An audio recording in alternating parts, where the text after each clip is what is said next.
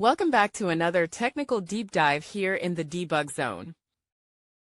Today we're tackling a big question and breaking it down with insights from other users.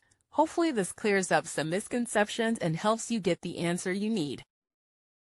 So buckle up, stay a little curious, and let's jump right in.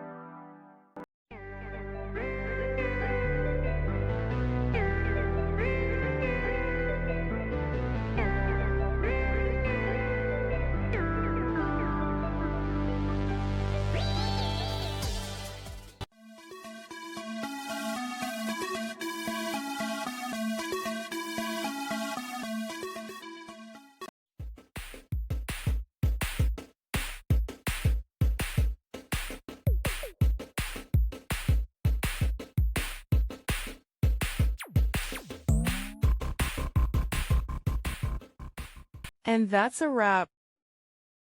I hope you found the answer you were looking for. If you did, take a second to hit that subscribe button. It really helps out. And let me know in the comments which solution worked best for you. See you next time in the debug zone.